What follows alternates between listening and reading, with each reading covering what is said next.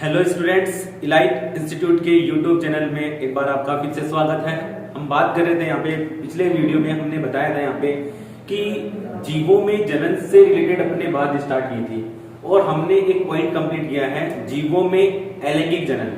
तो जीवों में अलैंगिक जनन कंप्लीट हो गया, तो हम बात करेंगे अब नेक्स्ट जो पॉइंट हमारे पास आएगा वो आएगा जीवों में लैंगिक जनन। तो जीवों में लैंगिक जनन क्या होता है, कैसे संपन्न होगा, उसके बारे में हम बहुत सारी डिस्कस करेंगे। कुछ बातें हम इस वीडियो में करेंगे, लेकिन इससे बहुत ज्यादा जो अगले वीडियो के अंदर हम क्या है जो नर जनन है, यानी जैसे अपन बात करेंगे तो ह्यूमंस के अंदर और एक प्लांट्स के अंदर, यानी जंतुओं और पादपों में, दोनों में हम इसका विस्तृत अध्ययन करेंगे लैंगिक जनन का, क्योंकि अपने पास मेन जो पॉइंट है वो लैंगिक जनन से रिलेटेड है इस चैप्टर के अंदर। जैसे दूसरे चैप्टर की बात करें और तीसरे चैप्टर में हम लैंगिक जनन किस में पढ़ेंगे, हम ह्यूमन में पढ़ेंगे। तो देखिए अब बात करते हैं यहाँ पे लैंगिक जनन। तो लैंगिक जनन की जब बात आ रही है तो हम सबसे पहले उसकी डेफिनेशन की बात करेंगे कि लैंगिक जनन की डेफिनेशन क्या होती है और उसमें कौन कौन सी प्रोसेस संपन्न होगी। तो लैंगिक जनन की डेफिनेशन क्या हो गई कि जीवों में होने वाला ऐसा जनन जिसमें एक जैसे दो विपरीत लिंगी जीव भाग लेते हैं तथा युग्मक निर्माण तथा युग्मक संलयन की प्रक्रिया के द्वारा एक नई संतति को जन्म देते हैं, उसे कौन सा जनन कहेंगे, लैंगिक जनन। देखिए डेफिनेशन समझ में आ गई होगी।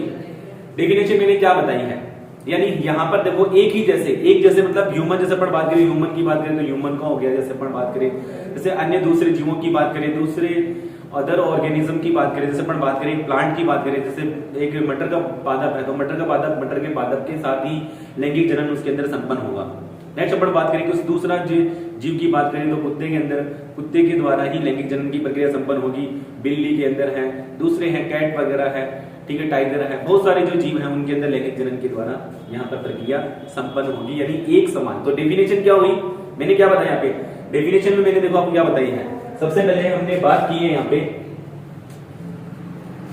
अच्छा मैं एक बार डेफिनेशन आपको वापस बताता हूं कि देखिए एक जैसे दिखने वाले या एक जैसे दिखने वाले या अपन ये कह सकते हैं, यानी एक जैसे जीव, एक जैसे विपरीत लिंगी जीव में होने वाला जनन, या ऐसे कह सकते हैं कि जीवों में होने वाला ऐसा जनन जिसमें एक जैसे विपरीत लिंगी वाले जीव भाग लेते हैं तथा उनमें युग्मक निर्माण तथा युग्मक संलयन की प्रक्रिया संपन्न होती है और इस प्रक्रिया के द्वारा एक नई संतति को जन्म देते हैं, तो उसे हम क्या कहेंगे, लैंगिक जनन कहेंगे।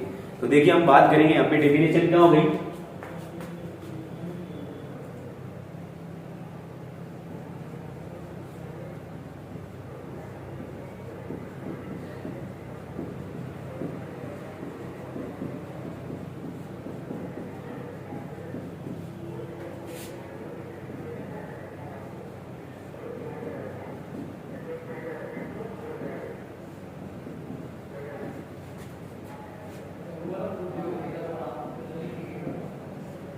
देखिए मैंने क्या बताया कि जीवों में होने वाला ऐसा जनन जिसमें एक जैसे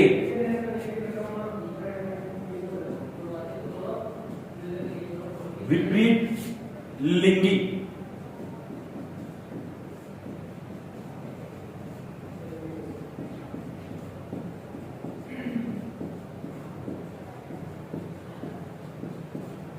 यानी विपरीत जीव भाग लेते हैं तथा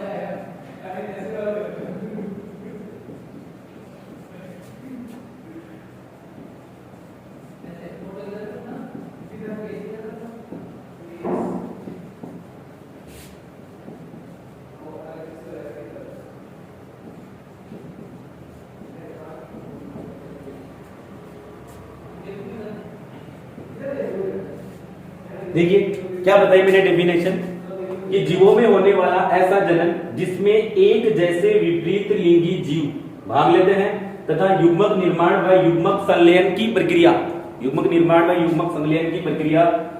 के द्वारा नई संतति को जन्म देते हैं, तो ऐसे जीवों को हम क्या कहेंगे, यानी ऐसे जनन को हम क्या कहेंगे, लैंगिक जनन। विपरीत लिंगी का मतलब क्या है, यहाँ पर एक तो नर होगा और एक क्या होगा, मादा होगा। तो देखिए अपन बात करेंगे यहाँ पे लैंगिक जनन से रिलेटेड, तो उससे कौन सा जनन कहेंगे हम, लैंगिक जनन कहते हैं। तो उसे कौन सा जनन कहेंगे, लैंगिक जनन कहते हैं।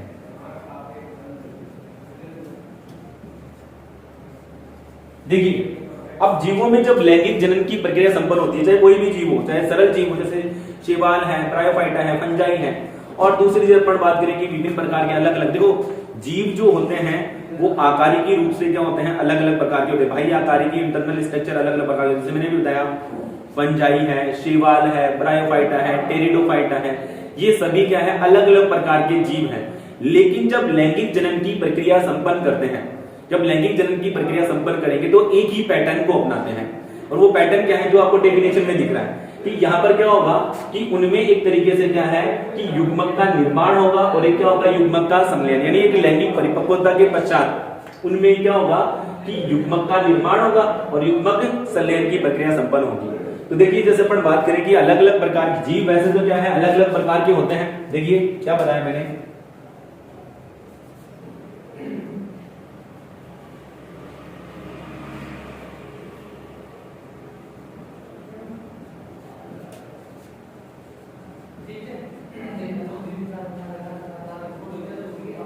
देखिए क्या बताया गया कि जीव अलग अलग प्रकार के होते हैं, जीव अलग अलग प्रकार के होते हैं, लेकिन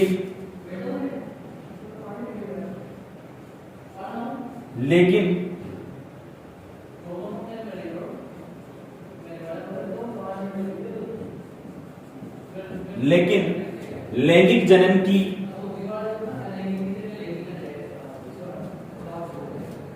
देखिए जीव अलग अलग प्रकार के होते हैं, लेकिन लैंगिक जनन की प्रक्रिया के लिए लैंगिक जनन की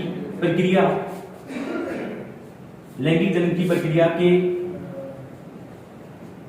लिए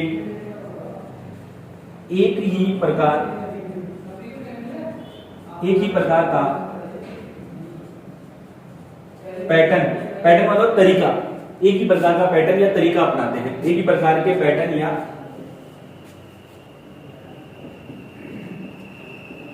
तरीका अपनाते हैं। अब देखिए कोई भी जो जीव होगा जब लैंगिक जनन की प्रक्रिया जब कर रहा है, तो जब लैंगिक जनन की जब प्रक्रिया उसके अंदर होगी, तो लैंगिक जनन की जब प्रक्रिया होगी ना, तो उनके अंदर क्या होगा कि एक लैंगिक जनन की जो प्रक्रिया है या उसकी जो जीव है, यानी कोई भी जो जीव है उसकी लाइफ साइकिल को, यानी उसके जीवन चक्र को लैंगिक जनन की प्रक्रिया के आधार पर 3 पार्ट में डिवाइड किया गया है। और वो 3 पार्ट कौन कौन से हैं उसके बारे में बात करते हैं। पर देखिए जनन की प्रक्रिया के आधार पर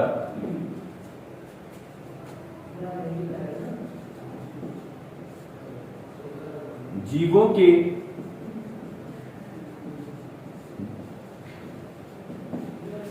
देखो जनन की प्रक्रिया के आधार पर, जनन की कौन सी, लैंगिक जनन, जनन की प्रक्रिया के आधार पर जीवों के जीवन चक्र को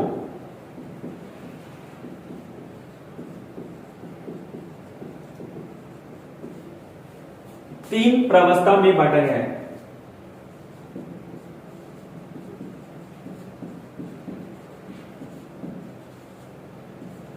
अब ये 3 प्रावस्थाएं कौन कौन सी हो गई वो मैं बताता हूं। देखो सबसे पहली जो प्रावस्था है उसके बारे में अपन बात करते हैं कि कोई भी जो जीव है उसके जन्म से लेकर उसके यानी जो लैंगिक परिपक्वता है उसके पहले तक की जो प्रावस्था होगी उसको, यानी जंतुओं में तो उसको नाम दिया गया है किशोरावस्था, जबकि हम बात करते हैं यहाँ पे कि पादप के अंदर इस प्रक्रिया को क्या नाम दिया गया है, कायिक प्रावस्था नाम दिया गया है। दूसरा है कि कायिक प्रावस्था जैसे ही समाप्त होती है और वो जो जीव है वो एक लैंगिक परिपक्वता यानी उसके अंदर कुछ शारीरिक परिवर्तन होंगे, लैंगिक परिपक्वता आएगी, तो उसको नाम दिया गया है जनन परावस्था। जनन परावस्था के बाद में जैसे एक निश्चित परावस्था के पश्चात वो जैसे जनन करना प्रारंभ कर यानी जन्म करना प्रारंभ करता है और उसके बाद में एक निश्चित परावस्था के पश्चात वो पूर्ण परिपक्व हो जाता है, तो उसके बाद में उसके परिपक्वता से लेकर उसके मृत्यु तक का जो समय होगा उसको यहाँ पे वृद्धि परावस्था या वृद्धा परावस्था नाम दिया गया है। तो 3 पार्ट में डिवाइड किया गया है। देखिए जैसे अपन बात करें कि जीवों के जीवन चक्र को जनन लैंगिक जनन की परावस्था के आधार पर 3 पार्ट में डिवाइड किया है। और वो 3 पार्ट कौन कौन से हो गए, जैसे अपन बात करते हैं फर्स्ट जो है हमारे पास वो है यानी फर्स्ट जो हम बात करेंगे, देखो 3 पार्ट में डिवाइड किया है। जो पहली परावस्था है उसको देखो इंग्लिश में बोलते हैं जेमिनाइल फेज। जेमिनाइल फेज जो है उसको अपन बात करेंगे यहाँ पे। अच्छा ध्यान रखना जीवों के अंदर इसको किशोरावस्था नाम दिया गया है और पादपों के अंदर इसको क्या नाम दिया गया है, कायिक प्रावस्था। दूसरा हम बात करेंगे यहाँ पे कायिक प्रावस्था के या किशोरावस्था के बाद पश्चात अपने पास दूसरी जो आएगी वो है उसको हम बोलते हैं जनन प्रावस्था। और थर्ड जो हमारे reproductive phase, juvenile phase, reproductive phase, senescent phase या वृद्धावस्था कहते हैं इसको।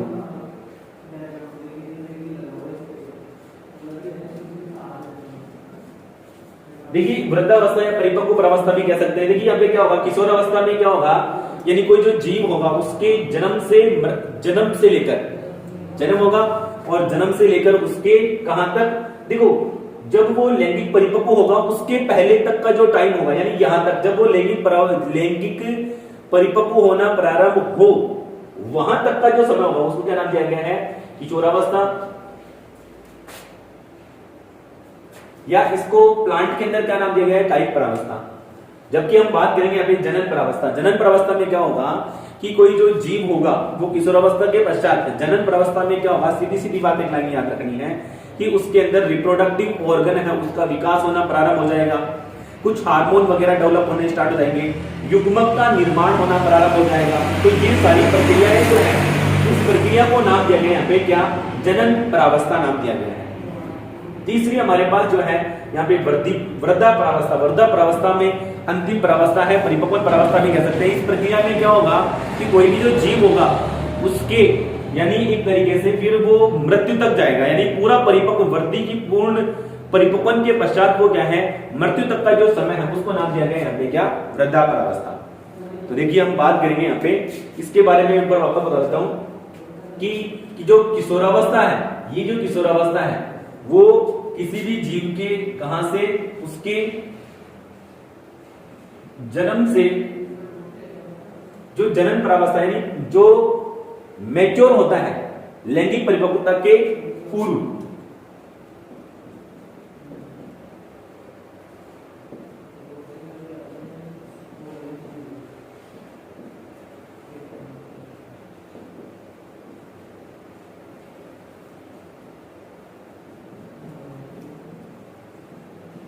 देखो क्या नाम दिया कि जन्म से लेकर लैंगिक परिपक्वता से पूर्व की प्रावस्था को कौन सा नाम दिया गया है, किशोरावस्था। जबकि पादप के अंदर ये कौन सी प्रावस्था होती है, कायिक प्रावस्था। जैसे अपन बात करें कि जैसे बीज है, बीज से नया प्लांट विकसित होगा तो उसके अंदर शाखाएं वगैरह है, ब्रांचेस वगैरह है, वो आना स्टार्ट हो जाएगी। दूसरी हमारे पास यहाँ पे दे रखी है जनन प्रावस्था। तो जनन प्रावस्था में क्या होगा, जैसे अपन बात करें प्लांट के अंदर सबसे पहले बात करते हैं,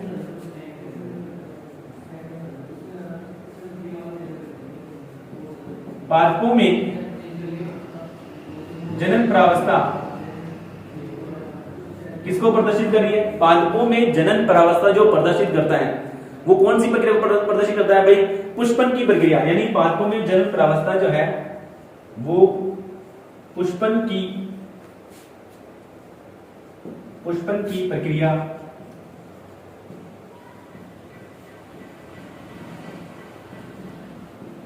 पादपों में जनन प्रावस्था, रिप्रोडक्टिव फेज जो है वो कौन सी प्रावस्था होगी, फ्लोरिंग।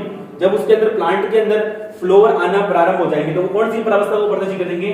जनन प्रावस्था को प्रदर्शित करते हैं। पादपों में जनन प्रावस्था पुष्पन की प्रक्रिया प्रदर्शित करती है।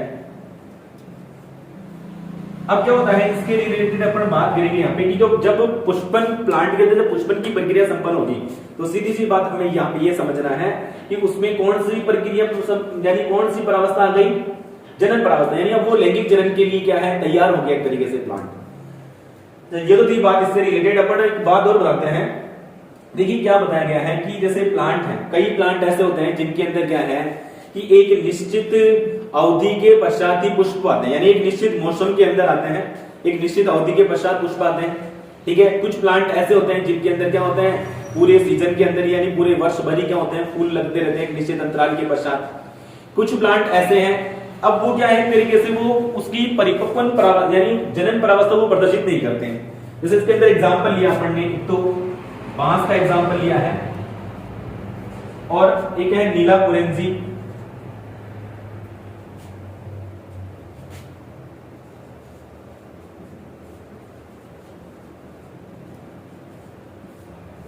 देखिए ये दो वर्ड है यहां पर, ये पूछ सकते हैं ये तरीके से इनके अंदर यानी बांस और नीला कुरेंजी जो प्लांट है उनके अंदर ये जनन प्रावस्था को, इनके अंदर जो पुष्पन की प्रक्रिया हो रही है वो एक तरीके से जनन प्रावस्था को प्रदर्शित नहीं कर रही। बांस के अंदर क्या है अधिकतर क्या होता है अलैंगिक जनन के द्वारा होता है, पर्व संध्या उसके अंदर पाई जाती है और पर्व संध्या से क्या निकलते हैं, पर्व संध्या से अपस्थानिक जड़ें निकलती है जो नया प्लांट विकसित करती है। बांस की हम बात कर रहे हैं, नीला कुरेंजी की बात कर रहे हैं, तो नीला कुरेंजी में तो 12 साल में एक बार पुष्प आता है। एक लाइन क्वेश्चन बन गया कि ऐसा कौन सा पुष्प, ऐसा कौन सा प्लांट है जिसके अंदर 12 साल में एक बार पुष्प आते हैं, तो वो कौन सा है नीला कुरेंजी। बांस की बात करें तो 50 से 60 वर्ष की अवधि के दौरान एक बार में यानी पूरे अपने जीवन काल में बांस का जो प्लांट है वो अपने जीवन काल में केवल एक या मुश्किल से 2 बार क्या करता है पुष्पन की प्रक्रिया करता है। देखिए क्या क्या बात की है पढ़ने, सिंपल सी बातें की है। सबसे पहले हमने सीखा कि लैंगिक जनन क्या होता है, उसकी डेफिनेशन हमने सीखी है। एक बात और बताते हैं कि लैंगिक जनन की प्रक्रिया जैसे अपन ने बात की थी अलैंगिक जनन के लिए कौन कौन सी यानी एक तरीके से गुण अपन ने बात की थी, तो यहाँ पे लैंगिक जनन के लिए क्या है तो 2 जीव यानी एक जैसे दिखने वाले विपरीत लिंगी मतलब एक तो क्या होगा मेल और एक क्या होगा फीमेल। दूसरी अपन ने बात की यहाँ पर क्या है कि कौन सी प्रक्रिया संपन्न होती है भाई, एक तो युग्मक का निर्माण और एक युग्मक का संलयन। इसके अलावा अपन बात बता देते हैं कि जब यहाँ पे युग्मक का निर्माण होगा तो यहाँ पर एक प्रक्रिया संपन्न होती है और उस प्रक्रिया को नाम दिया गया यहाँ पे मियोसिस, अर्धसूत्री विभाजन। तो ये अर्धसूत्री विभाजन में क्या है गुणसूत्रों की संख्या आधी रहती है, ये हम बताएंगे आपको। और तो पहले एक बार इसका स्क्रीनशॉट ले लीजिए, इसको नोट कीजिए, फिर हम बात करते हैं नेक्स्ट पॉइंट की।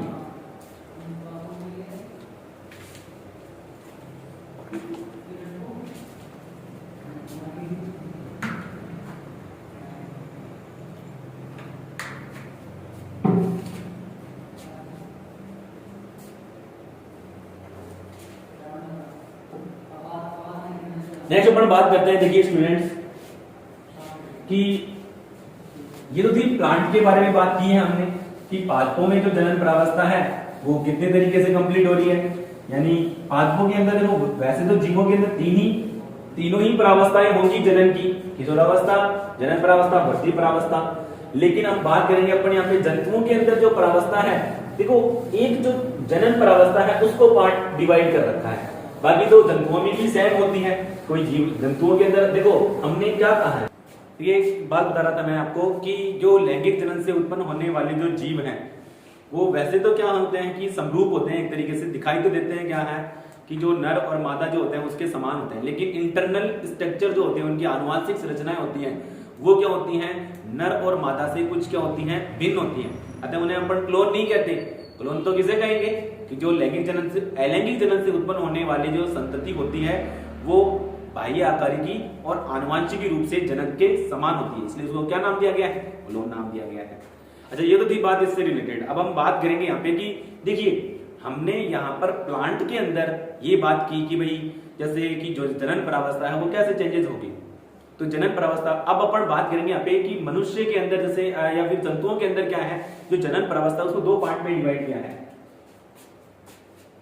बता देता हूं पहले कि जंतुओं में जनन प्रावस्था को 2 पार्ट में यानी 2 भागों में विभाजित किया गया है। जंतुओं में जनन परावस्था है उसको दो पार्ट में डिवाइड करके पढ़ेंगे।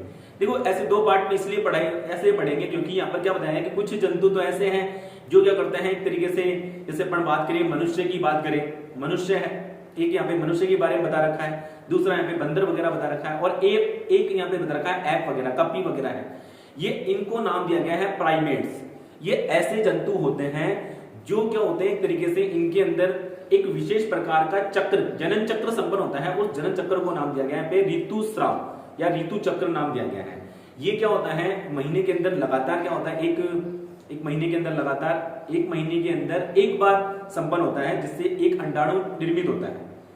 जबकि अपन बात करें नॉन प्राइमेट्स की बात करें तो नॉन प्राइमेट्स ऐसे जंतु होते हैं जो वन के अंदर रहते हैं या फिर कोई दूसरी ऐसे जंतु हैं ये, जैसे अपन बात करें तो एग्जांपल बताता हूं मैं, जैसे गाय है, हिरण है, बिल्ली है, कुत्ते वगैरह है, टाइगर वगैरह है।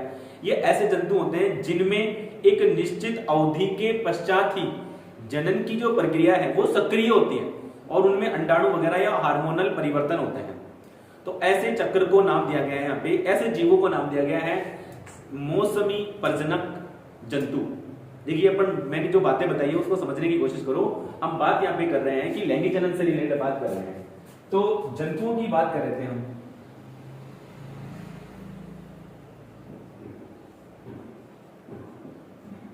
जंतुओं में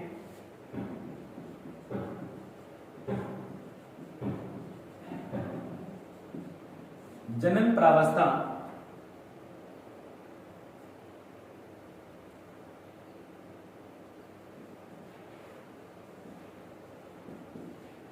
दो प्रकार की होती है।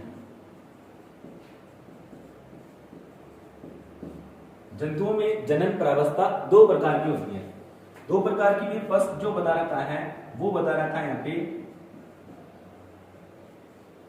ऋतु चक्र, ऋतुस्राव या ऋतु चक्र नाम दिया गया है।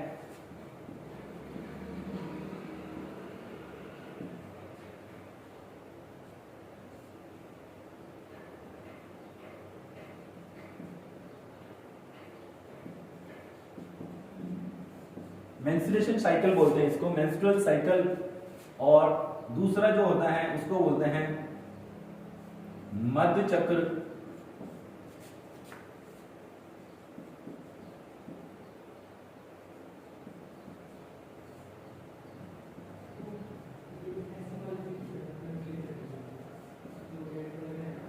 देखिए हिंदी में ही नाम याद रख लेना एक बार, इसको ऋतुस्राव भी नाम दिया गया है,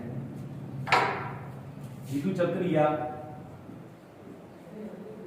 ऋतुस्राव। देखिए इस प्रक्रिया, अच्छा ये जो ऋतु चक्र है या ऋतुस्राव है वो किस किस में होगा? ये किस में होगा? प्राइमेट्स में होता है। यह जो चक्र है वो किसमें, यह जो चक्र है वो किसमें संपन्न होगा? प्राइमेट्स में। अब प्राइमेट्स किसे कहा गया है?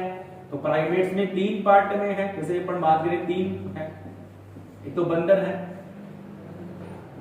कपी वगैरह इनको ऐप भी बोलते हैं, और एक यहाँ पे इंपॉर्टेंट जो है हम मनुष्य के बारे में पढ़ेंगे, मनुष्य। यानी इनमें कौन सा चक्र? लैंगिक जनन का या जनन परावस्था का, यानी जो जनन परावस्था है उसको अपन, यानी जनन परावस्था जैसे पहली कौन सी किशोरावस्था थी, दूसरी अपन यहाँ पे बात करेंगे अपन ऋतुस्राव यानी लैंगिक परावस्था है, और तीसरी अपन बात करेंगे यहाँ पे क्या? परिपक्वन परावस्था या वृद्धा परावस्था। यह जो प्रक्रिया है मध्य चक्र है वो नॉन प्राइमेट्स,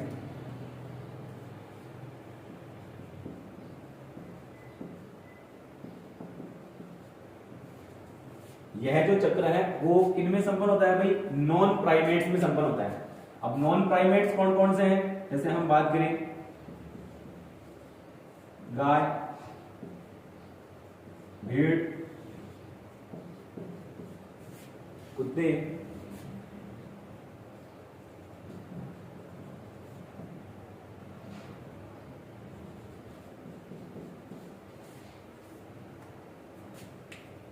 चीता, इन टाइगर वगैरह हैं, उनके अंदर ये वाली प्रक्रिया संपन्न होती है। देखिए इसमें जो ऋतुस्राव है उसके अंदर बता देते हैं थोड़ा सी बात, क्या इसके विस्तृत रूप से हम आगे बढ़ेंगे, लेकिन इसमें बता देते हैं कि इन्हें यानी असतत यानी सतत प्रजनक नाम दिया गया है। अच्छा, सबसे पहले अपन इसके बारे में बात कर लेते हैं। थोड़ी सी बात क्या होगा कि ये ऐसे जीव होंगे जो क्या है, एक तरीके से लगातार यानी जीवन भर कह सकते हैं अपन यहाँ पे, या ऐसे कह सकते हैं कि वर्ष भर यानी लगातार क्या है, एक तरीके से एक महीने में एक बार अंडे का निर्माण करते हैं। एक महीने में एक बार अंडे का फॉर्मेशन होता है। तो ये क्या है, वर्ष भर या लगातार क्या करते हैं, एक तरीके से जननक्षम होते हैं। लेकिन जैसे अपन बात करें यहाँ पे कि जैसे नॉन प्राइमेट्स, इनके अंदर क्या होता है कि यानी एक तरीके से एक निश्चित मौसम के अंदर या एक निश्चित अवधि में ये क्या होते हैं, लैंगिक जनन के लिए क्या होते हैं, परिपक्व होते हैं। यानी इनके अंदर क्या है, कुछ हार्मोन परिवर्तन होगा और एक यानी जैसे अपन बात करें अंडाणु वगैरह है, और जो अंडाणु का फॉर्मेशन है वो एक निश्चित अवधि में ही होता है। देखिए इसमें क्या बताया गया, इन जीवों में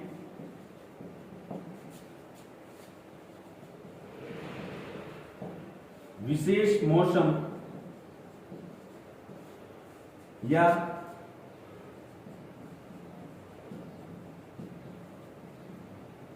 निश्चित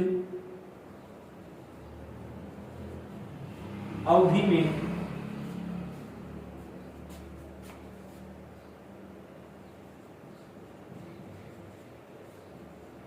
अंडाणु का निर्माण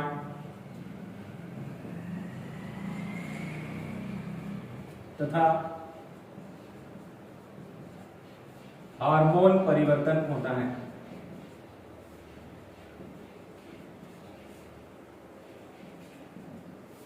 अतः इन्हें असतत प्रजनक या मौसमी प्रजनक नाम दिया गया है। प्रजनक का मतलब है विशेष मौसम में ही क्या करते हैं, प्रजनन करते हैं। तो इसलिए इन्हें क्या है, मौसमी या असतत प्रजनक नाम दिया गया है। प्रजनक का मतलब है प्रजनन करने वाले। ये क्या है, सतत प्रजनक।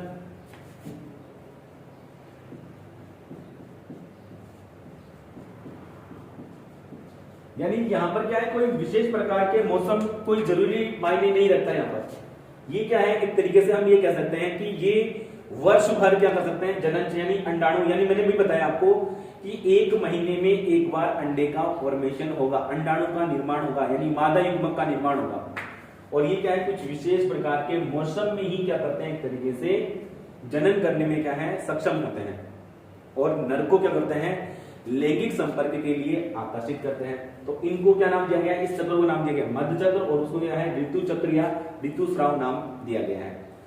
अब देखिए इसके बाद में जब जनन चक्र की प्रक्रिया संपन्न हो जाएगी तो हमारे पास तीसरी जो प्रावस्था है उसको नाम क्या दिया गया है,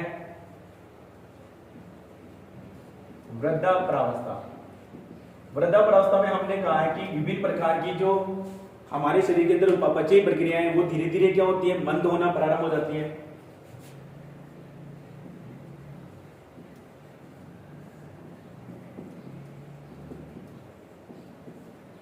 उपापचयी प्रक्रियाएं क्या हो जाती हैं, मंद होना प्रारंभ हो जाती हैं।